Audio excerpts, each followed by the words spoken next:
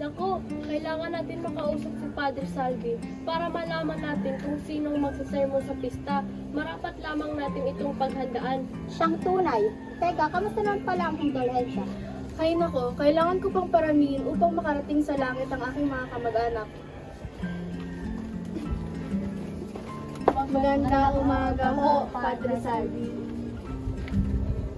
Mano ho.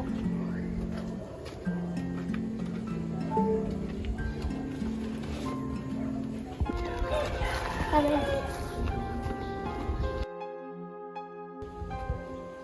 Magandang umaga po. Saan po ito maaaring lugay? Diyan, kahit saan dyan. Maaari ko po bang makausap ang kura? May sakit siya. Anak ko po si Crispin nasa wala ba sa inyo? Pinagkakailan mo po ba ako? Ang anak ko si Basilio ay nasa bahay na at ang anak ko si Crispin naman ay naiwan dito. Oo, naiwan nga siya dito. Pero pagtapos naglako niya. Ano? Hindi yan totoo! Hindi magnanakaw ang anak ko!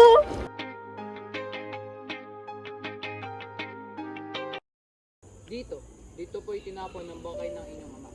Marami akong utang na loob sa inyong ama. Ngunit ang naibalik ko lamang rito ay ang pagpunta sa kanyang bibig. Siya ang tumasta sa mga gastusig sa paaralan at sa mga batang nag-aaral dito. Ngunit ang kagandahang loob na ito ay hindi rin ito. Hindi ko ibig na mag-usisa. Ngunit mas iniisip ko pang ipagpatuloy ang balak ng aking ama kaysa sa pagiganti. Ang mailibing sa tubig ay mabuti sapagkat ito ay hindi mahalay. Tinatawag ko na rin ang kanyang mga kalaban, ang bayang mangmang, ang paring kumatawan sa pagtuturo ng pananampalataya sa mga tao. Nais ko rin malaman kung ano ang mga naging balakid sa pagtuturo. Sa panahon ngayon, kailangan natin ng pagtutulungan. Kailangan mabigyan ng pagganyak ang mga bata para matuto. Pangalawa, kung ang pagganyak na iyay may bibigay, hindi na rin mabibigyan ng pansin dahil sa kakulangan ng manggugugol. Nakababasa at nakasusulat ang mga bata, ngunit walang maintindihan, sapagkat namihasa na sa pagsasaulo, nang sa gayoy, walang mapala ang mga anak ng mga taga-bukid. Lunasan po, ngunit kailangan na isang gusaling pamparalan upang hindi namin gamitin ang silong ng kumbento. Parati kami binubulyawan ng mga pari kapag naistorbo namin ang kanilang pagtulog. Pinadali ko na nga ang pagturo ng Kastila para madali nilang matutunan ang gramatika. Hindi nagtagal, kinutya ako ni Padre Damaso sa paggamit ko ng wikang Kastila. Natuklasan ko rin ang pamamalo sa mga bata, akong aliwan sa pag-iisip, pamparalan at hindi pook ng parusahan. Hindi ko iniibig ang ugali ng kapitan, tila ang mga layuning gugugulin ay ipagpapaliban. 11 araw na lang, pesta na ng San Diego. Ang kapitan ay naiwan sa kombento at sumangguni sa kurang may sakit. Makinig kayo, pinayuan ako kanina ni Mang Tasyo. Puting mungkahi, tayo na ayaw nating manalo. At saka na nating ipamungkahi ang gusto na nating manalo. Sa mga karaniwang kasapi ninyo, dahil siguradong pagtitibayin ito ng mga gustong bumoto sa atin. Ngunit, ito'y dapat lihim lamang.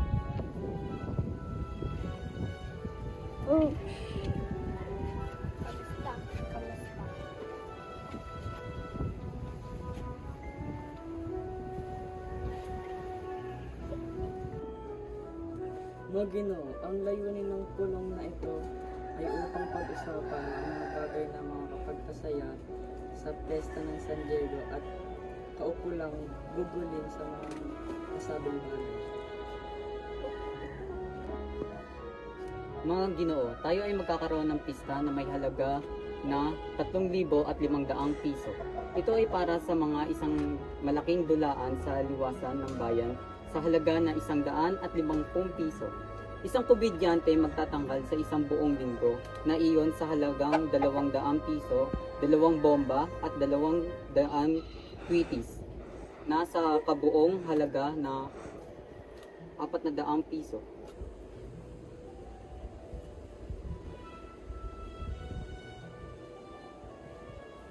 Maaari po ba akong magsalita? Inumungkahi ko sana na lumikha tayo ng panibagong panlabas na hindi karaniwang makikita sa araw-araw at huwag sanang lumabas sa bayan ang mga salabing gugugulin. Tama, ayos iyan. Sang-ayon din kami. Maganda sana yun. Ngunit iba na ang nais ni Pero. Gusto niya ng 6 na prosesyon, 3 misa mayor, at 3 sermon. Kaya't hindi natin magagawa ang nais mo. Bakit? niyo ako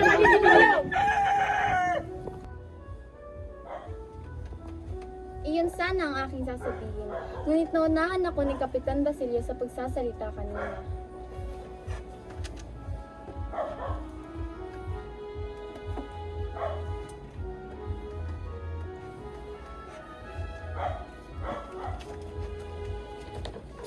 Alang-alang sa mabuting layunin, nilimot ko ang aking sarili, ngunit kayo nilapastangan ninyo ang sariling karangalan upang itaguyod ang masama.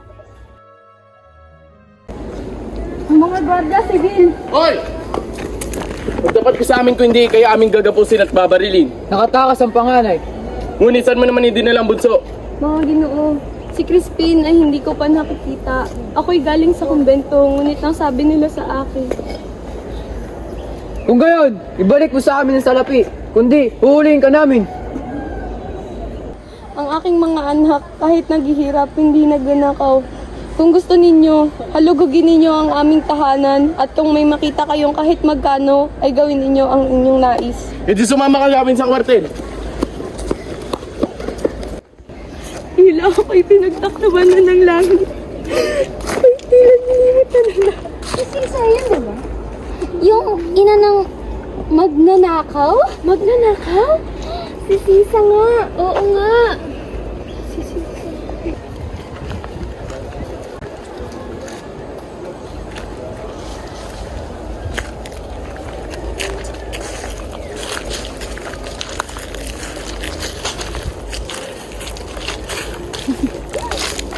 Ano?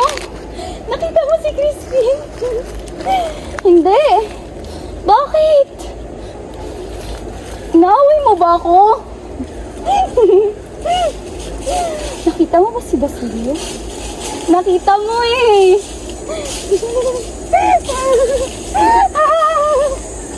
Ay, napansin mo ba na lagi napipigilan at nagkakamali si Padre Salvi sa tuwing siya nagmimisa? Totoo yan. Pansin ko din. Huwag ka nga, lagi kang tulog eh. Pero sabi nila, lalo raw nawala ng ganang kumain si Padre Salvi kaya siya tumamlay at pangayawan. Pansin nyo rin ba? Sobrang nagliliwanag ang kumbento tuwing nandiyan bisita si Maria Clara. Totoo yan. Uy, si Cristo maiba. Napakagwapo at magalang. Bagay na bagay sila ni Maria Clara. Gawin mo ng sulat ang aking mga kaibigan. Gawin mo ng paraan upang hindi makasama ang kura. Mahal, natatakot ako. Lagi niya ako tinitignan. At kung ako'y lagi niya kinakausap, hindi ko siya maintindihan. Gawin mo ng paraan upang hindi siya kanayahan. Alam mo, hindi ko kayang gawin yan. Mabuti ang pakikitungo sa ating mga tao. At kinakagalingan ko na anyayaan sila sa lahat ng salo-salo. Hindi ko kayo kilala. Ngunit matagal niyo ko na kayong inaano. Anong iyong kailangan? Humihingi ako ng tulong. Ang aking mga anak ay nawawala. At ang aking asawa ay nawawala. Ako'y nagmamadali kaya sabihin mo na sa akin yan habang tayo naglalakad.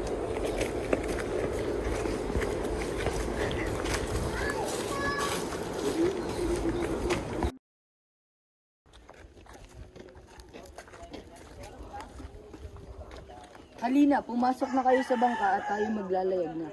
Halina kayo mga binibini. Andito na tayo sa bangka ni Kapitan Tiago. Andeng, ihanda mo na ang sinigang para sa mahuhuling isda. Ako na ang manghuhuli sa mga isda.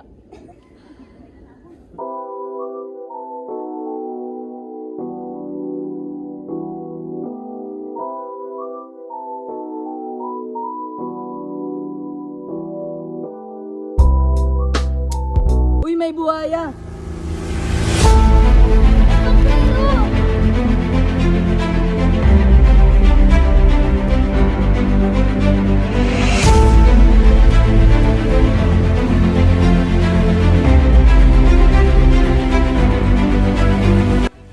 Niligtas mo ang aking buhay. Huwag kang magpasalamat. Mapusok ang lubos kaya huwag mong bibirawin ng kadami.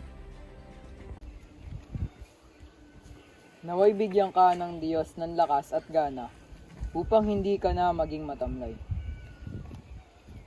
Hi, Crisostomo Ibarra. Ihanda mo na ang sasakyan. Pupunta tayo sa gubat. Opo, Padre. Sinang, Victoria, Maria Clara, mga sobrang ganda. Mga nagaganda ang binibini. Ako'y natutuwa sa aking nakikita. Magandang gabi, Padre Salvi. Ano yan? Gulong ng palaran, Padre. Isang kasalanan ng paglalaro nito. Lalo mga kasalanan ng panghihilang ng gamit ng ibang tao nang walang pagdidilig. Ito ay isang kasalanan sa Diyos at mga tao. Si Elias ang piloto ninyo kanina. Siya ay isang masamang tao sapagkat nagbuhat siya ng kamay sa isang pare. At siya ang piloto? Siya nga, kahit siya sumbong sa amin, tumanggap kayo ng isang masamang tao sa inyong kasiyahan. Wala kayong pakialam kung sino aking iimbitahan sa aking hapag. Salome, ako'y naririto na. Elias, ako'y nagagalak at nandito ka na. Kamusta ka na? Ako'y may nakilala, si Crisostomo Ibarra at si Maria Clara, na anak ni Kapitan Tiago. Nakakaaliw ang kanilang pagsusuyuan, kaya't hindi ko rin mapigilan na ikay isipin. Ang ganda mo'y aking naiisip sa lahat ng pagkakataon. Salamat, Elias. Ang puso ko'y bumibilis ang tibok dahil sa'yo. Ramdam ko din ang mga paru-paro sa aking tiyan. Ngunit, Elias, ako'y may gustong sabihin. Ako'y aalis na. Ha? Ano? Bakit? May nagawa ba akong masama? Ano ang dahilan? Lilisanin mo na ang pook at ibig kong umalis upang manirahang kapiling ang aking mga kamag-anak sa Mindoro. Ayokong gawing ito, ngunit ang aking pamilya. Anong magagawa ko kung iyan ang iyong hiling? Kung hindi lamang sa ating kapalaran ay kasal na sana tayo ngayon. Kung gayon, sumama ka sa akin sa Mindoro. Doon tayo magsasama at magiging masaya tayo doon. Doon tayo magkakaroon ng pamilya at magpapalakihin ang ating mga anak. Iti ay aking lubos na gusto. Paumanhin pero hindi ko pwedeng gawin yan. Wala akong kalayaan upang gawin ang pagsama sa iyo dahil sa mga kaganapan ng araw bago pa tayo muling magkita. Kung ako'y sasama sa iyo, marahil ikay madamay pa sa aking ginawa. Naiintindihan ko, mahal. Hindi ko gustong lumayo sa'yo. Mahal kong Salome, inihiling ko sa iyo na pahalagan mo pa rin ang iyong sarili, ang iyong dignidad at kagandahan. Huwag kang mag-alala sa akin. Aalahanin mo ang iyong sarili. Tandaan mo, ikaw lamang ang laman ng puso ko.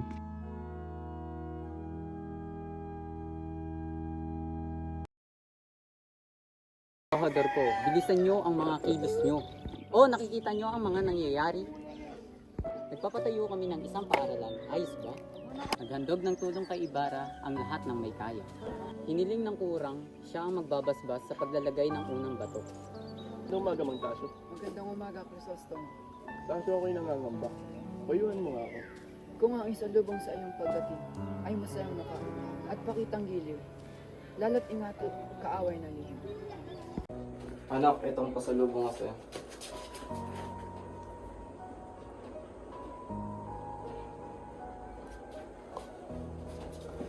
Kapitan Tiago. Magandang umaga, Crisostomo Ibarra. Maaari ko po bang makausap si Maria Clara? Sige kayo, magsama na kayo. Maria Clara, halina't mag-ibat at mamisyal. Sige, papayagan ko na kayo.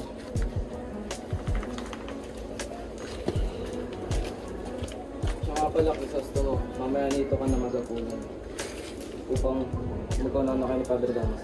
Pasensya na po. May iba po akong panahon yung darating. Halina, mga binibini.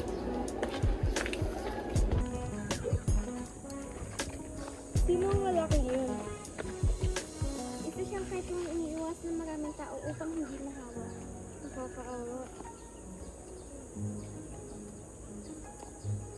Bakit mo binigay yun? Wala na akong mabigay na iba eh. Hindi niya yan magagamit. Hindi tatanggapin ng kahit sino.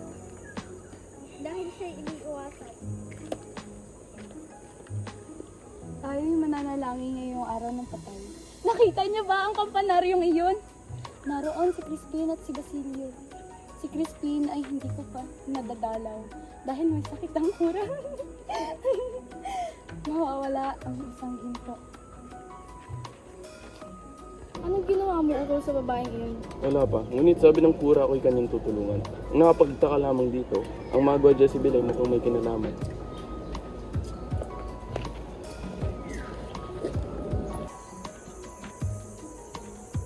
Hoy, baliw! Halika nga dito! Wala talagang makakatulad sa karingalan ng Pistaran San Diego na pinamumulan ng mga paring Franciscano. Sa balita, naroon daw si Padre Salvi. May mga mayayamang Kastila na rin daw at mga kilalang kaginoohan sa Maynila. Yung malaking entablado raw at naghandog po ng isang masaganang hapunan para sa mga praile at mga kasilang nasa kumbento. Kami siyang ginawa ng mga araw na iyon. Napakarami nilang nagastos, pero masaya naman, di ba? Masaya nga ba? Oo, Ako'y nagagalak sa sulat na ipinarating sa akin ng aking kaibigang si Martin Aristorenas. Nanyayahan niya ako makikista sa San Diego para makaharap ko na rin ang mga batikang tabi.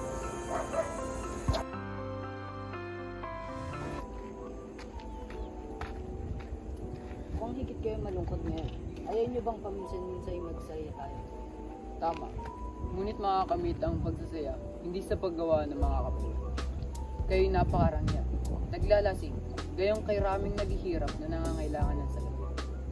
Papaano nyo mapipigilan ang karaingan ng mga mahihirap? Alam niyo ako ay kaisa sa inyong mga panahon. Ngunit may laban ba kayo sa kura at sa kapitan? Kung gayoy, kayo magbitiw sa inyong tungkulin. Magbitiw?